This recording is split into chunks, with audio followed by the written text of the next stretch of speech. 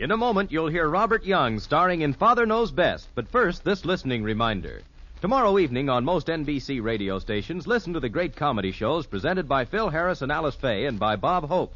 There's mile-a-minute fun on the fast-paced Bob Hope Show when tomorrow night he trades gags and songs with guest star Bob Crosby. Of course, Les Brown and his band of renown will be on hand to furnish the musical backing. And you'll be pleasantly entertained by all concerned. So make it a date to hear the Bob Hope Show tomorrow evening. And then stay tuned for Phil Harris and Alice Faye in another half hour of mirth and music. Friday's Fun Day on NBC Radio. And now it's Father Knows Best on NBC. Now listen to Father Knows Best, transcribed starring Robert Young as Father.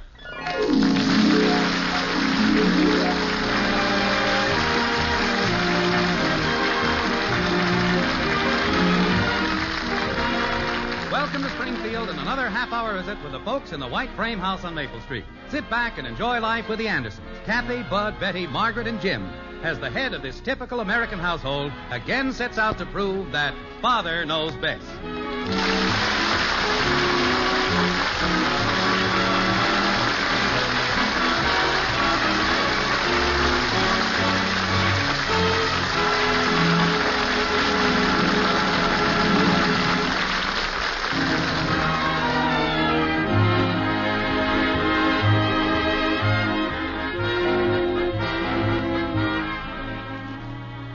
Not too many years ago, an ingenious inventor by the name of Alexander Graham Bell invented the telephone.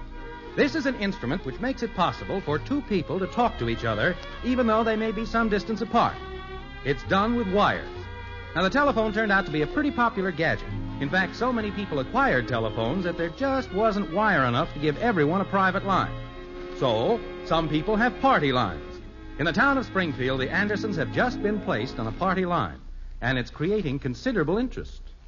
Like this. Bud, what are you doing? Shh, I'm listening. You ought to hear this conversation. Bud Anderson, put down that telephone. What's the matter? You're not supposed to listen to other people's conversations. Why not? They didn't know I was listening. Margaret, I'm home. We're in the den, dear. Oh, hello, honey. Hello, dear. How was your day? Fine. Oh, hello, Bud. What are you doing? Just standing here. This has been a real good day, Margaret. Remember Don Sheridan? His wife's the big wheel in the social set. Yes, I had a note from Mrs. Sheridan today. Yeah. Well, I met him today, and he mentioned that his wife wanted you to join some exclusive club that she runs or something. That's what she said in the note. I couldn't believe it. Nice people to know. If things go right, I just might get the insurance on that automobile agency of his. A big, fat account. Well, there's a saying in town, if you're in with the Sheridans, you're in, period. I think I'll call Pauline Chambers and tell her about that note from Mrs. Sheridan. She knows her quite well. So we went to see them. Oh, those people are still talking. What's the matter? Somebody on our line? Yes. The phone company called this morning and said we'd have to be on a party line temporarily till I get some new equipment or something. I wonder who they are. Who are you talking about? I was just wondering who the people are on our line.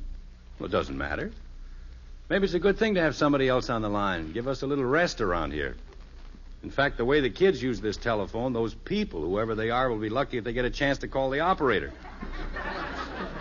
Oh, this chair feels good.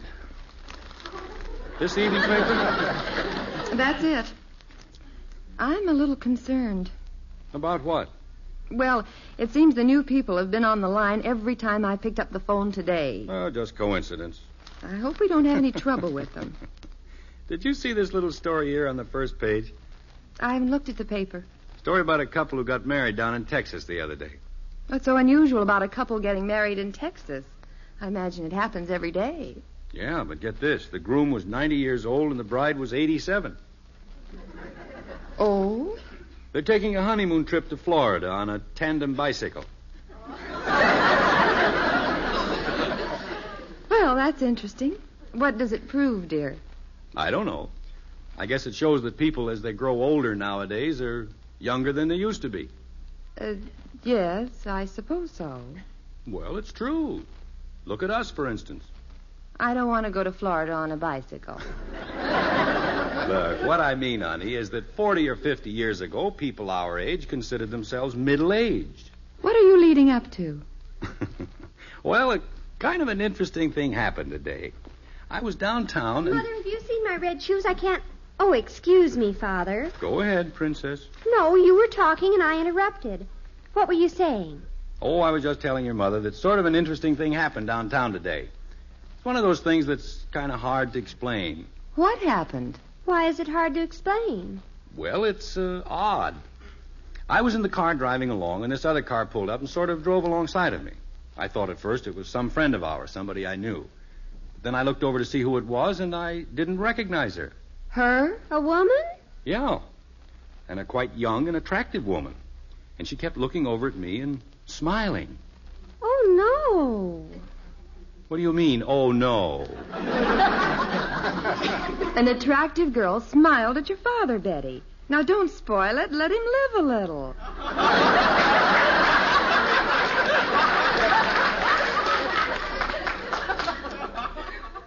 After all, it's not impossible. I didn't say it was impossible. It just seems... I mean... Well, why? Princess, I didn't ask her why. And I only mentioned it because it seemed kind of interesting and unusual. She probably thought you were someone she knew. A friend of her father's, maybe. Possibly. But it seemed so odd. She could see very plainly we weren't more than 10 feet apart. I can understand it, dear. You're just young-looking and handsome and irresistible. Oh, now, honey, I didn't say that. You're being silly, Mother. At father's age. Now, just a minute. Let's leave my age out of this. On the other hand, though, it follows. What follows? Our psychology prof was saying yesterday how you can always tell when a man has reached middle age. He begins to think young girls are smiling at him. Why, Betty. Princess, the only reason I mentioned the incident was because... Oh, by the way, Mother, I'm having dinner over at Janie Liggett's, if it's all right. I don't mind if Mrs. Liggett invited you. Guess I'd better call and tell Janie it's okay. When you go upstairs, will you bring me That's that book funny. on the nightstand? Is there somebody on our line? And, Oh, no, they're not still talking. They're not talking, but the receiver must be off the hook. Dad, I can hear a conversation like in a room. Well, hang up, Betty. Don't listen. I wasn't listening. Oh, don't be grumpy, Father, just because I told you what our psychology prof... That has nothing to do with it. Hi, Mommy. Hi, Daddy. Hello, Hi, Angel. kitten. I was going to stay over at Patty Davis's, but I didn't. I came home. What happened? Oh, Patty's father thinks he's so cute. Always dancing around and acting silly. I like my daddy a lot better. Well, thank goodness I have someone on my side. Oh, Father, don't be so touchy. I like you a lot better, Daddy. Thank you, kitten. You're a nice old daddy.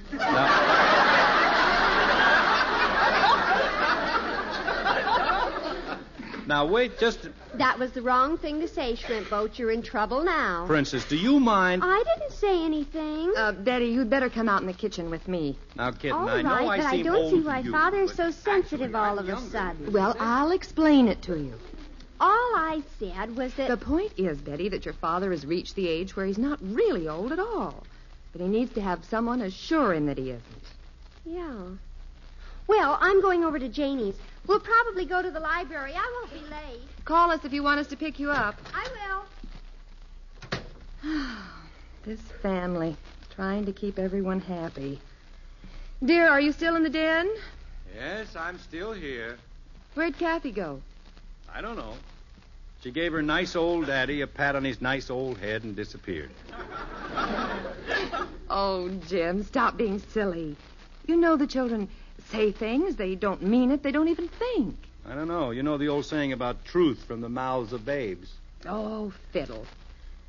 I wasn't going to say this, but I'm positive that Mr. and Mrs. Sheridan are inviting us into their crowd just because of you. Oh, undoubtedly.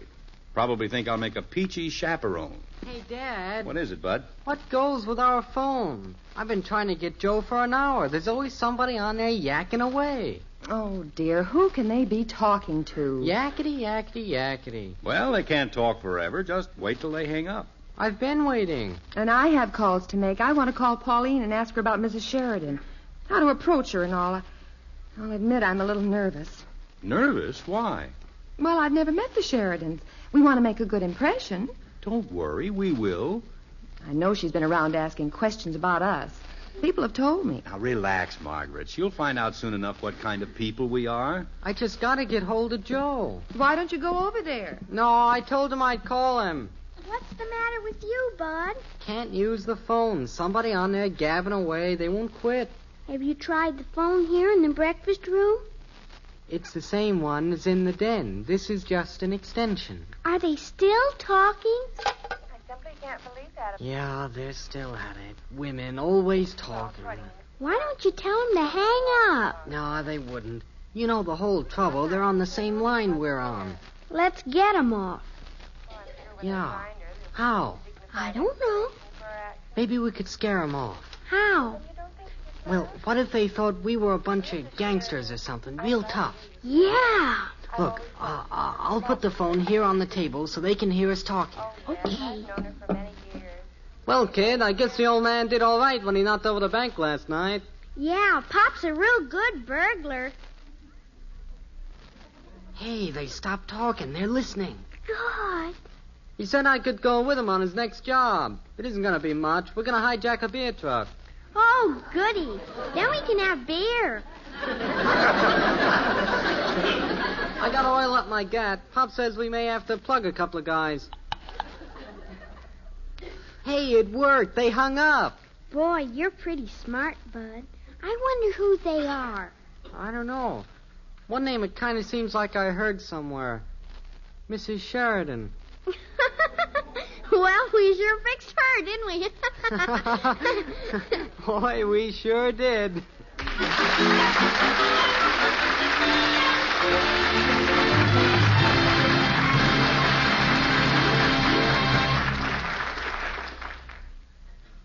Act 2 of Father Knows Best in just a moment. There's wonderful radio entertainment all day long when you keep your dial tuned to this same NBC station. You'll enjoy such fun-packed programs as the Bob Hope Daytime Show, Tommy Bartlett's Welcome Travelers, Jay Stewart with It Pays to Be Married, and a host of others. So be sure to keep your dial set to the NBC Radio Network. You'll hear your favorite daytime dramas on NBC, too, such perennial favorites as The Road of Life, Pepper Young's Family, The Right to Happiness, Backstage Wife, Stella Dallas, The Woman in My House, and Young Widder Brown. All of these well-liked daytime programs are yours for the listening every weekday, Monday through Friday, on the NBC Radio Network.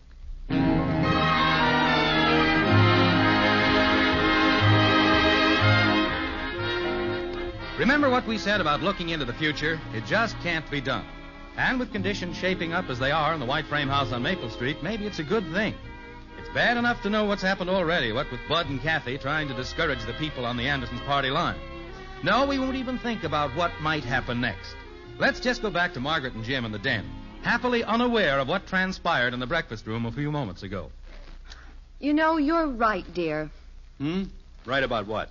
I shouldn't worry about what kind of an impression we'll make on Mrs. Sheridan. Of course not. We're a perfectly respectable family. That's what I told you. I think I'll call Pauline anyway. Well, wonder of wonders. The people on our line have hung up. I told you they would. You just have to be patient, that's all. It's just that I've heard that Mrs. Sheridan is so, well, strict and proper about everything. Hello, Pauline? This is Margaret. Fine. Say, I have some news.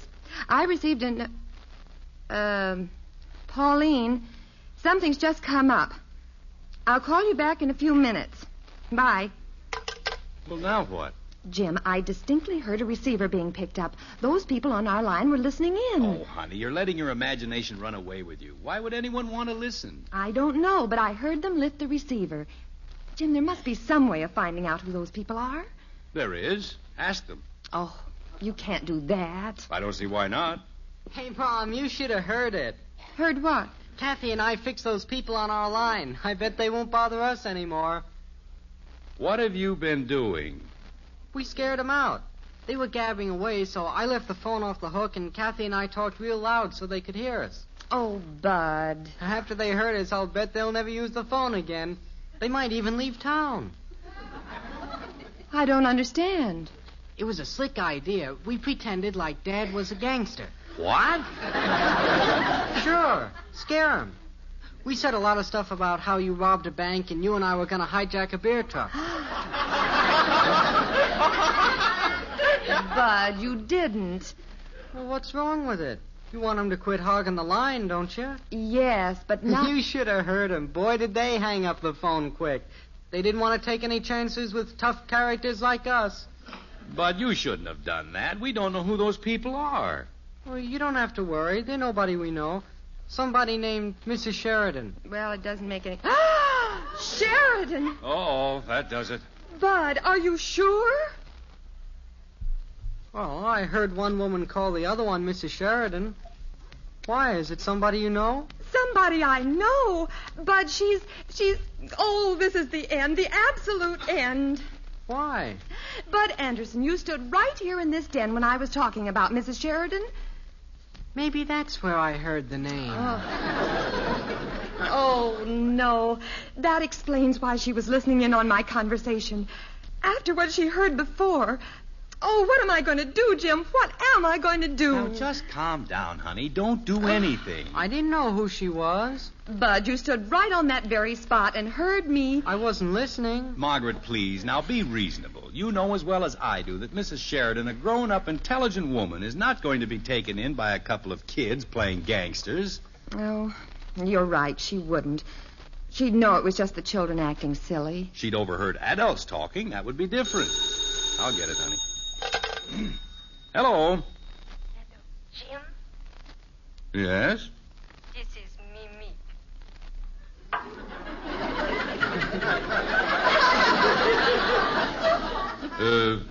Mimi who? You do not know me, Jim, but I know you. For days and days I watch you, and then today you smile at me. Well, you must have the wrong party. No, doll, baby. You are the right party. My heart tells me so. Jim, who is it? Some girl. Today, when you drive your car alongside mine, and I smile at you, and you smile at me. Oh, that. This is the moment I live for, doll baby. Well, now wait, I didn't... I dream of you every night, ever since I first see you. Me? I mean, well, how Jim, did you... hang up. Hang up. My wife says to hang up. Doll baby, you have a wife? Oh, no. Look, I don't know how you found me, but... I find you here at the end of the earth. Oh, today when your eyes looked into mine, I knew you were the one. But I'm not the one. Jim, hang up. I'm sorry, Miss... Doll baby, promise we'll meet again. Promise. No, I can't. Hang up.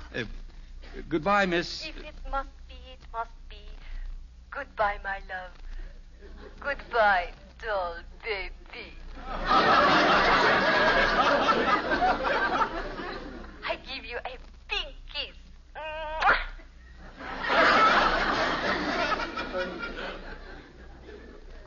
Goodbye. Jim, what in the world? How do you like that? That woman I told you about, the one that smiled at me this morning, must have found the number somehow. What did she want?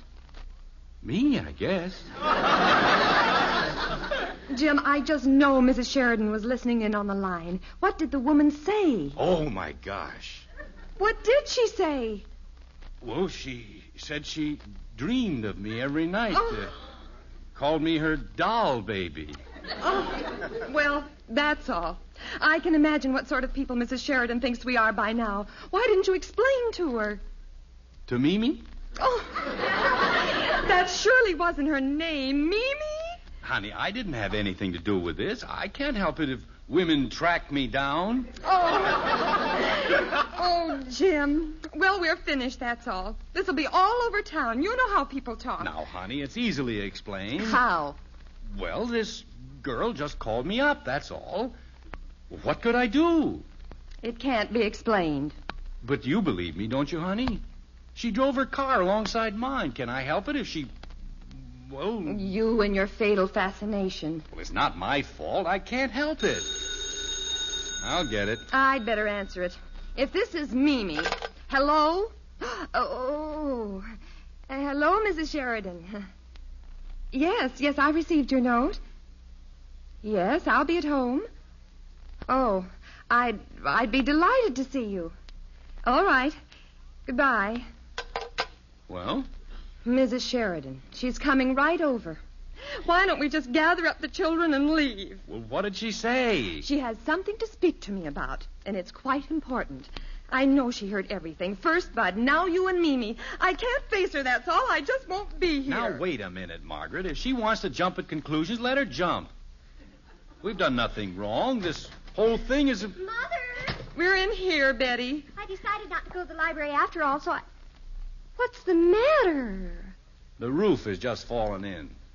Well, what do you mean? You'd better start packing your things, Betty. Before this is over, we'll probably have to leave town. I don't get it. Well, Princess, it seems your doddering old father has charmed a certain unknown French lady named Mimi right out of her socks.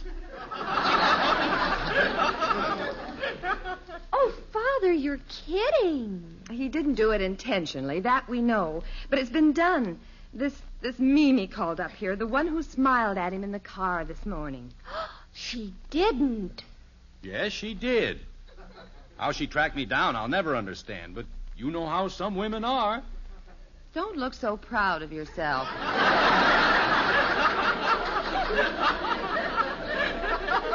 Well, let's face it, honey. It isn't every day a man my age turns out to be quite so devastating. Oh, fiddle. Well, if you're so devastating, maybe you'd like to explain how all this happened to Mrs. Sheridan. Sure, I'll explain to her. No, you won't. There's a car stopping out in front. There she is. What am I going to say to her? I don't think it's important. I'm much more interested in Father and this sudden charm. Betty, stop it. He's completely unmanageable now. Well, here she is. I suppose there's nothing to do but go and face it. I'll talk to her if you want, honey. Never mind. Mrs. Anderson? Yes. I'm Mrs. Sheridan. Won't you come in? Thank you. You must think it a little odd, my calling you and coming over this way. But there's something I feel we must discuss. Yes, I think I understand. Won't you come into the living room? Thank you. I believe I know why you're here, Mrs. Sheridan. Yes. I thought you would know. Well, I suppose it isn't necessary to explain that we somehow came to share the same telephone line. No, it isn't necessary to explain. But please believe me, what you heard, well, I'm terribly embarrassed. Did you hear everything that I heard? I either heard it or heard about it. But How you much did Mr. Anderson get when he knocked over the bank? Mrs. Must Sheridan. be interesting work. Hijacking beer trucks. Please, you know how children are. You know that was all made up. Oh, I sort of guessed it was. I have children of my own, you know. Thank goodness. But Mrs. Anderson, or may I call you Margaret? Oh, please do. Your husband. And I'll admit I listened on the party line. Your husband and Mimi. There's something you should know. I know all about it, Mrs. Sheridan. Believe me, it's nothing. That's what you think. There's something about Mimi that you don't know. Excuse me, Mrs. Sheridan. I'm Mr. Anderson. Well, doll baby.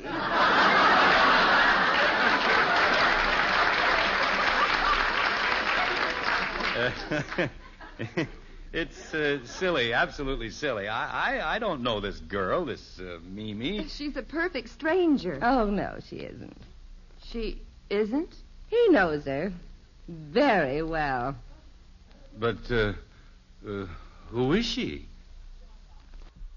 Your daughter, Betty. No. Betty? You see, after you hung up, Jim, I, who had been listening to the whole thing, talked to Mimi. When she learned who I was, she explained what she had done and why. Why, that rascal. So I knew I had to come over here right away because I knew how you must be feeling, Margaret. Oh, thank you so much. Oh, it's the funniest thing I've ever heard. Mimi. Oh, well, that's all I wanted to tell you, Margaret. I'll see you at the club meeting. Goodbye, Mr. Anderson. It's been a pleasure meeting you. Doll, baby. It's been a pleasure meeting you, I think. Oh, by the way, we're getting our private phone lines back tomorrow. Goodbye. Goodbye. Well, my irresistible charmer. Where is that girl? Betty? Betty! Up here, doll baby.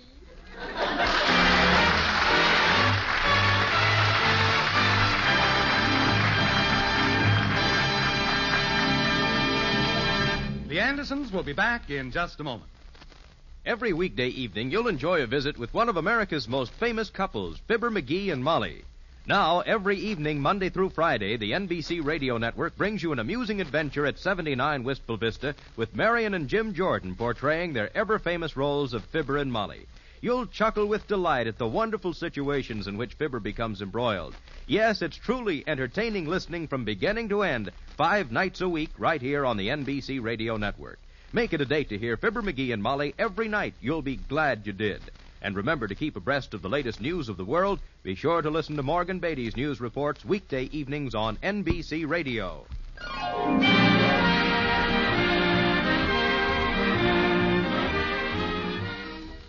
Well, it's hard to believe, but the Andersons came through the day with no damages, outside of Jim's slightly wounded pride.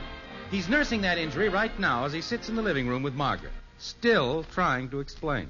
Well, things like that do happen, honey. Oh, Jim. All right. I remember Fred Hathaway. Some girl called him up. He didn't know who she was. Turned out he'd given her his seat on a bus 2 years before. A likely story. Besides, I'm not the world's ugliest man. Second ugliest, maybe, but not the ugliest. I know, dear. By the way, where's Betty? Oh, she went out somewhere. The point I'm trying to make, Margaret, is that it's not impossible that some young lady might find me attractive. Sure. Probably for me. I'll get it. Hello? Who? Yes, he's here. It's for you, dear. Me? Who is it? Some southern girl named Laura says she just hires to talk to you. Well, what do you know? When you finish, dear, tell Betty if she's near the grocery to bring home some potatoes.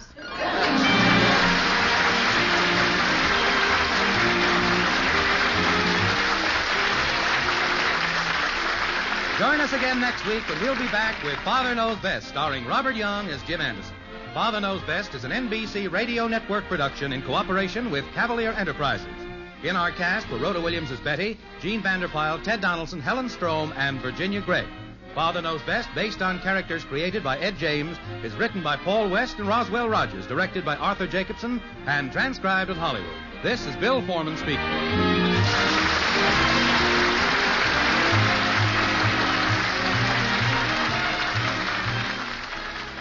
Tonight, play Truth or Consequences on the NBC Radio Network.